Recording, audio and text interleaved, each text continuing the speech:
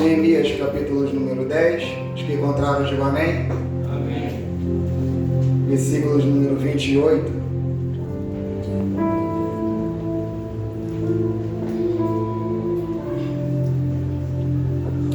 E o resto do povo, sacerdotes, os levitas, os porteiros, os cantores, os netineus e todos os que se tinham separado dos povos das terras para a lei de Deus, suas mulheres, seus filhos e suas filhas, todos os sábios e entendidos, firmemente aderiram a seus irmãos, os mais nobres entre eles, e convieram num anátema e num juramento de que andariam na lei de Deus, que foi dada pelo ministério de Moisés, servo de Deus, e de que guardariam e cumpririam todos os mandamentos do Senhor, nosso Deus, e os seus juízos e os seus estatutos, e que não daríamos as nossas filhas aos povos da terra, nem tomaríamos as filhas deles para os nossos filhos, e que, trazendo os povos da terra no dia de sábado algumas fazendas e qualquer grão para venderem, nada tomaríamos deles no sábado, nem no dia santificado, e livre deixaríamos o ano sétimo, e toda e qualquer cobrança. Pode se assentar. Aleluia.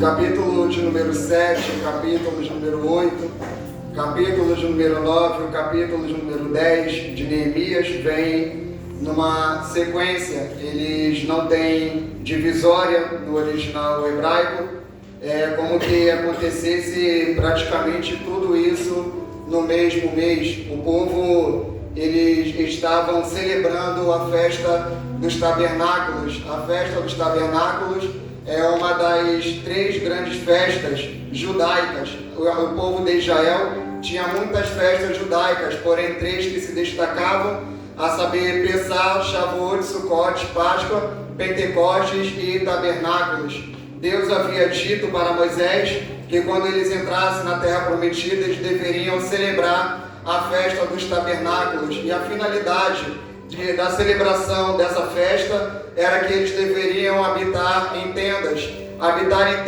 por cerca de 7 dias, por cerca de uma semana. Eles deveriam pegar folhas de palmeiras, deveriam pegar cipó, deveriam armar estacas sobre a terra e deveriam levantar tendas.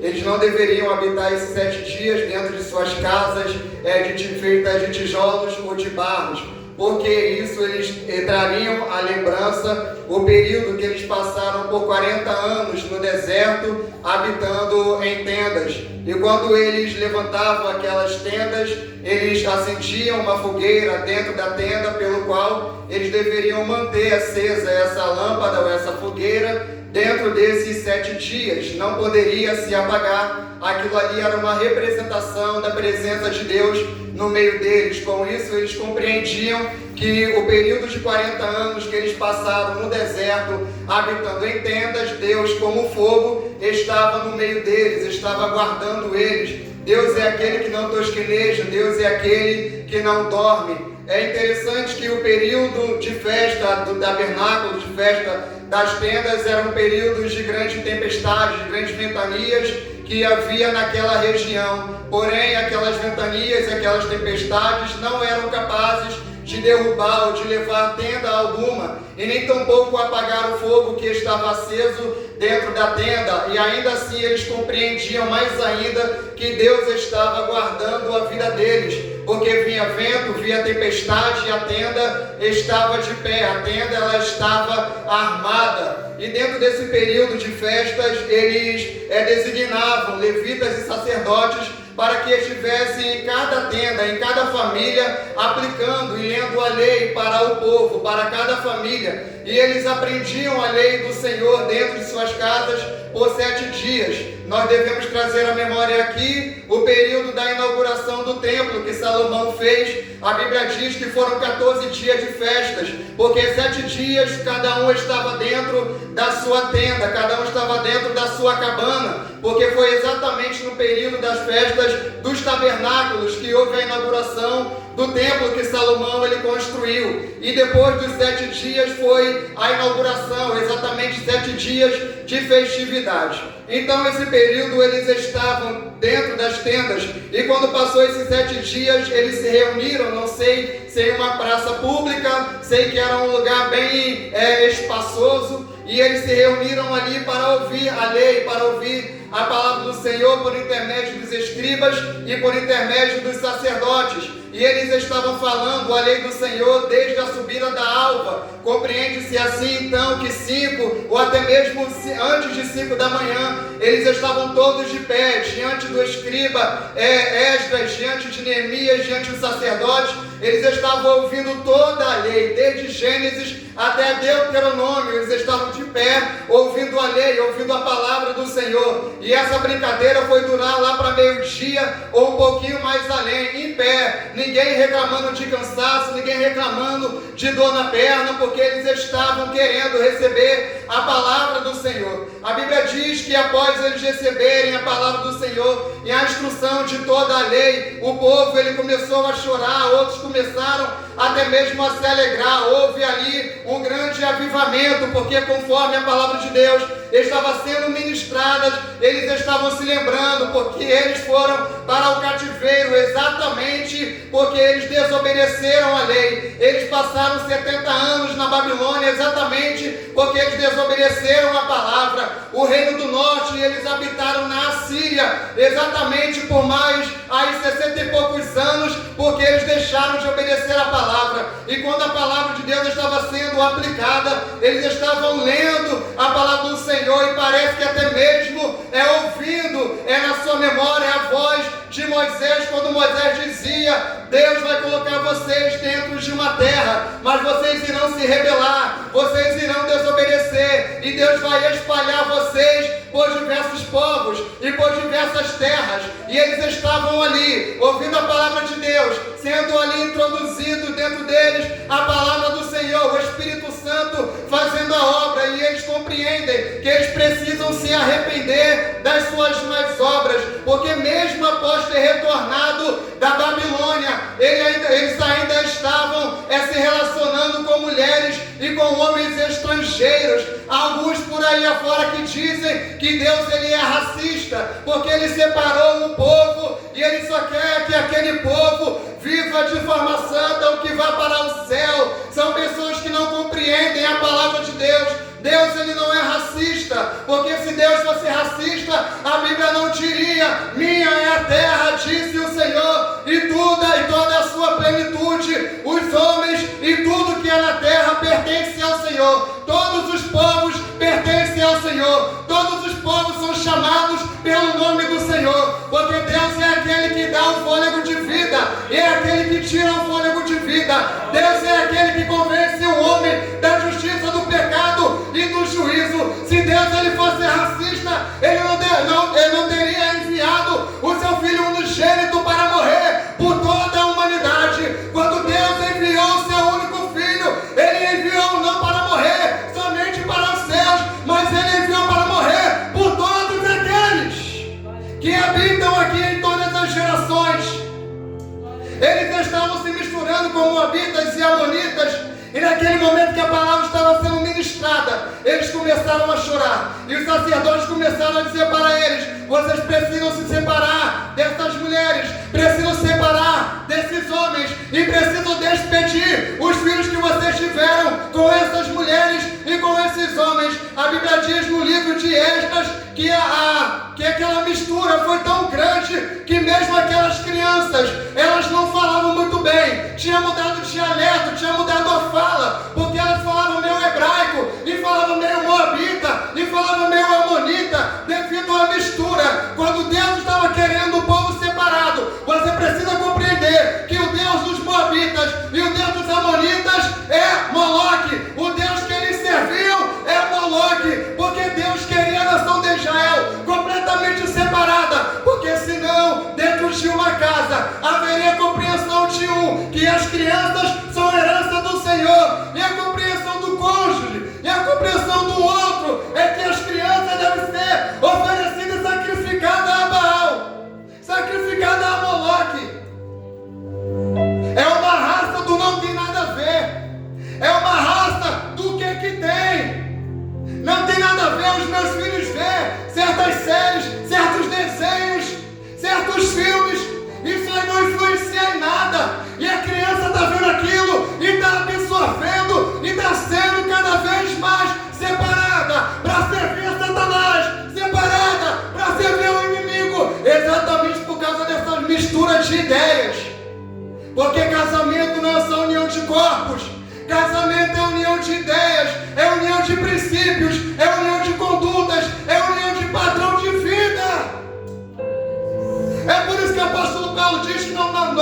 não devemos nos meter em julgo desigual. Porque se dentro de uma casa tiver um santo, um crente, querendo santificar o filho, querendo ajudar ele a crescer na fé, a amadurecer no Senhor, e dentro da mesma casa tiver um pai ou uma mãe querendo levar esse filho para o caminho errado, é julgo desigual.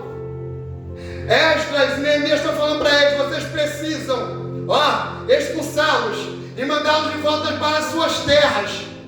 Daí eles vão fazer um acordo, um pacto, um selo. 84 homens escreveram e assinaram. São 84 homens que escreveram e assinaram esse pacto, envolvendo o governador Neemias, envolvendo os sacerdotes, levitas e os príncipes das tribos.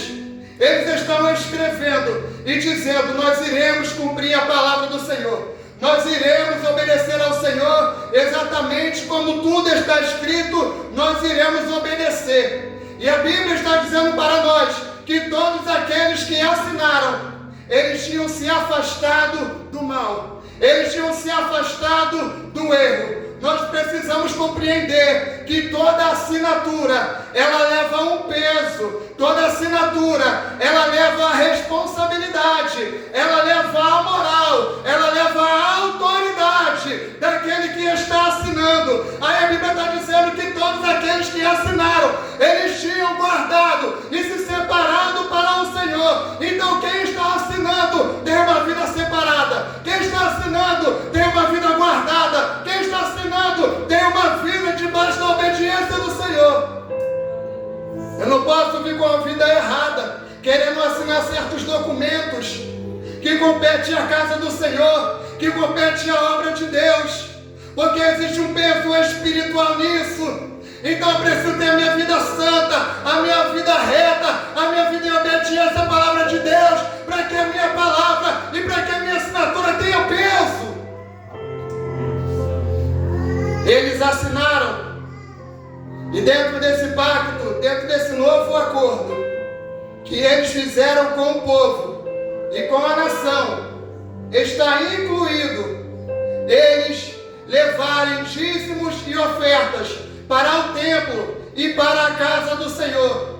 Dentro desse novo pacto, dentro desse novo acordo, está incluído deles levarem oferta e dízimo, e daquela oferta e daquele dízimo ser separado 10% para poder suprir as necessidades das casas e das famílias dos sacerdotes.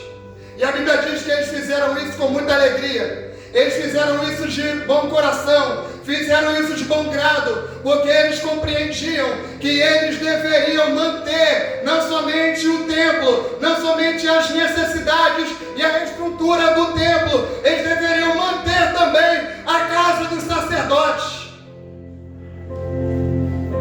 Sabe algo que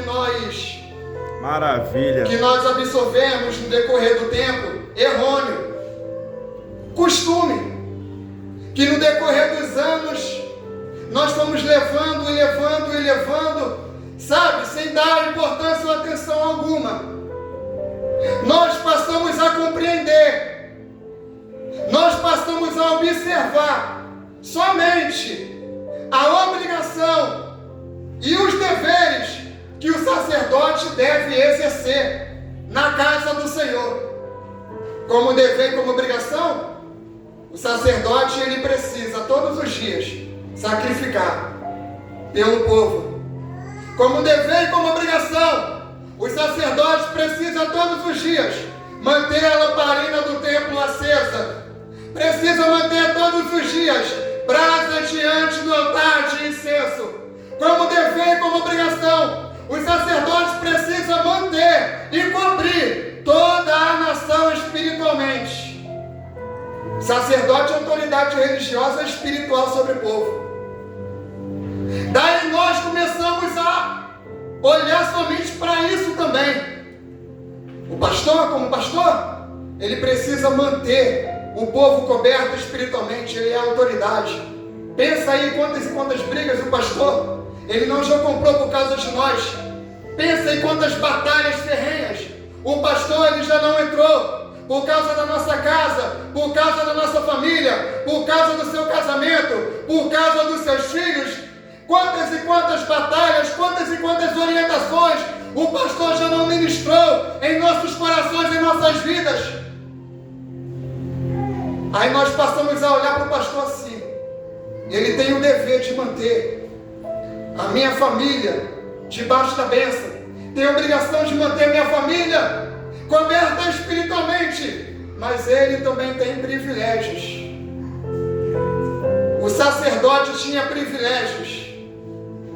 O privilégio do sacerdote era ser mantido pelo povo. Quem não tinha casa do sacerdote era o povo.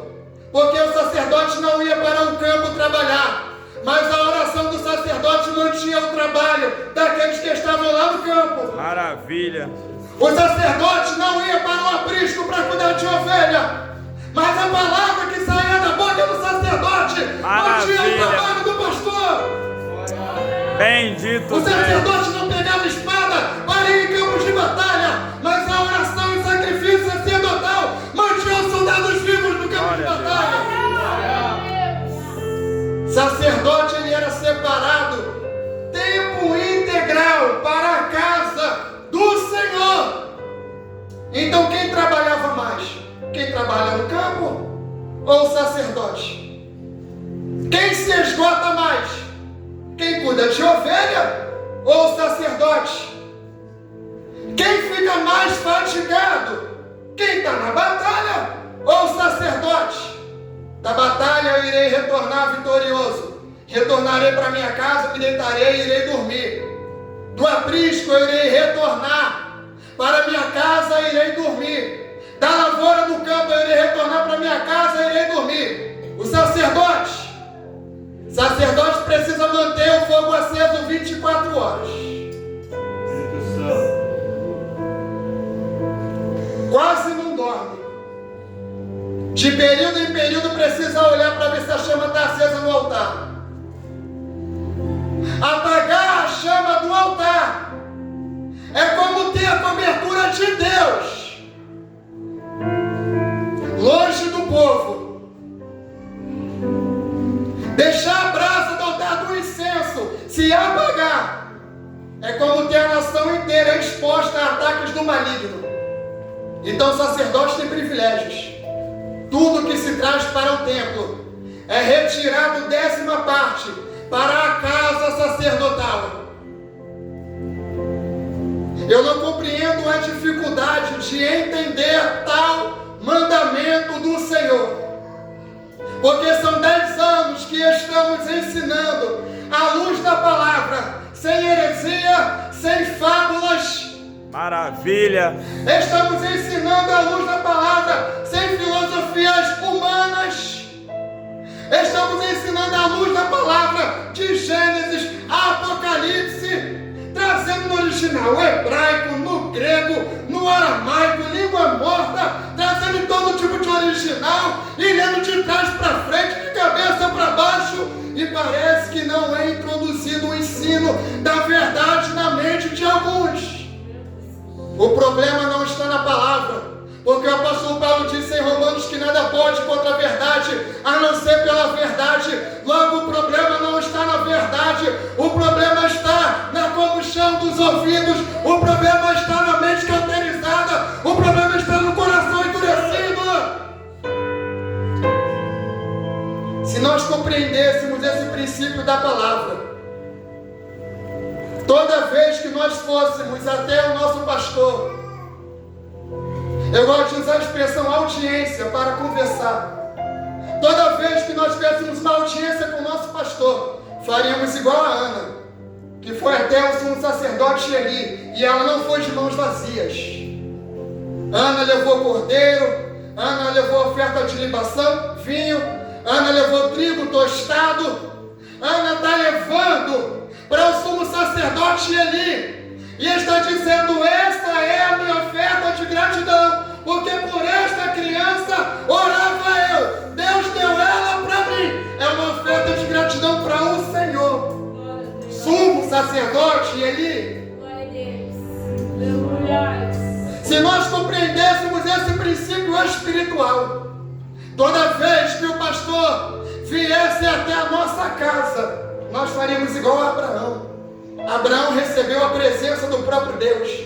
A Bíblia diz em Hebreus que alguns não sabendo hospedaram anjos.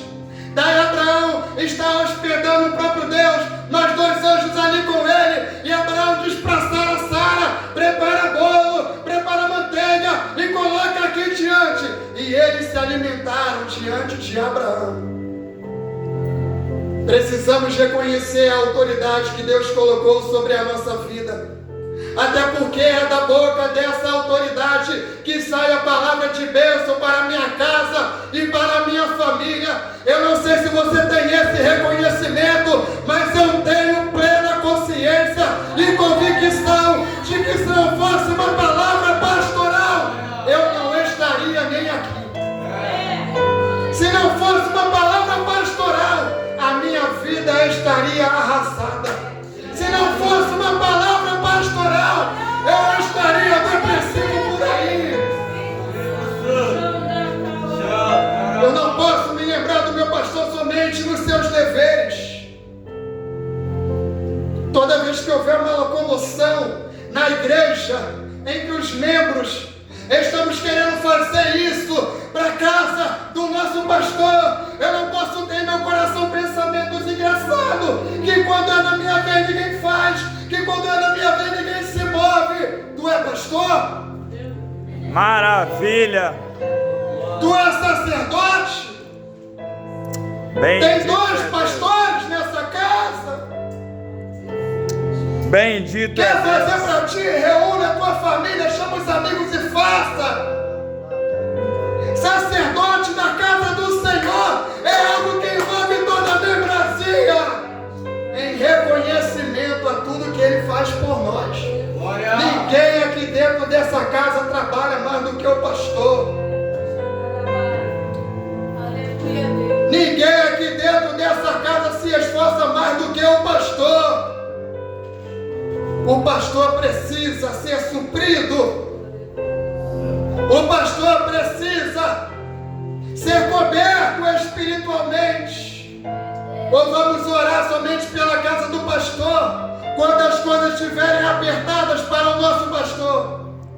Ou vamos jejuar somente pelo nosso pastor quando ele expressar que as coisas não vão muito bem? Deveríamos orar e jejuar pelo nosso pastor toda semana. Pelo menos um dia na semana é um dia de oração e de jejum pela casa e pela família do pastor. Pelo menos um dia na semana é dia de se separar, e não é se separar pelos meus próprios interesses, pelos meus ideais, é se separar pela minha autoridade espiritual que Deus colocou na minha vida. A alma generosa engorda, irmão. A alma generosa é suprida, porque Deus supre todas as nossas necessidades em glória. Já vi muita gente pregar e ensinar, dizendo que as ofertas que Jesus recebeu quando Ele nasceu é para sustentar todo o seu ministério. Jesus não recebeu aquela oferta para sustentar seu ministério. Aquela oferta era para Jesus. A oferta para sustentar o ministério de Jesus Ele recebeu depois das mulheres que vendiam fazendas e davam dinheiro para Ele. Jesus recebeu depois a oferta para sustentar seu ministério. Aquilo que Ele recebeu quando Ele nasceu é dele.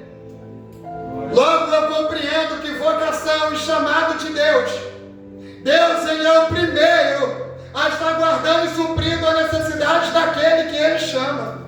Deus não deixa ninguém de mão vazia. Deus não deixa ninguém frustrado. Davi disse: eu fui moço, agora sou velho, nunca vi um justo desamparado, e nem a sua descendência vir a mendigar o pão. Quando fazemos algo para o nosso sacerdote, para o nosso pastor, precisamos fazer com alegria, com regozijo na alma, precisamos fazer com um sorriso de ponta a ponta e com todo prazer. Precisamos sentir vontade de falar línguas estranhas, porque eu só falo línguas estranhas quando é bênção para mim, quando é bênção para minha casa, quando o pastor está apontando para mim, está dizendo que eu vou receber e que ele viu assim. Não! Eu preciso ser cheio de Deus em todo momento, principalmente quando for para reconhecer a autoridade que Ele colocou na minha vida. Fica em pé. Ô bendito Deus, que maravilha.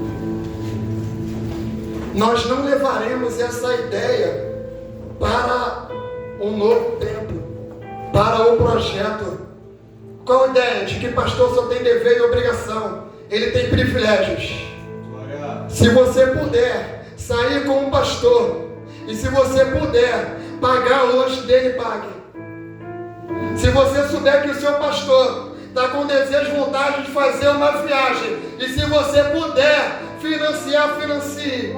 Maravilha. Se Deus revelar dentro da sua casa ou na sua obra, dizendo: meu pastor, no mês que vem o Senhor vai viajar para o Uruguai, começa a orar de agora e dizer: Senhor, eu quero ser o supridor, eu quero ser aquele que vai pagar a passagem para ele ir para o Uruguai. Se o seu pastor quiser fazer faculdade teológica, seja você aquele que vai financiar a faculdade teológica dele.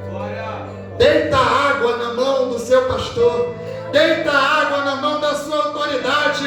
Quando eu estudo para concurso, não estou estudando somente para mim, pensando somente em mim, eu estou pensando na minha autoridade, eu estou pensando no meu pastor. Deus vai me dar, e eu irei aqui, deitar água nas mãos do meu pastor. Feche seus olhos e vamos orar. Vamos orar por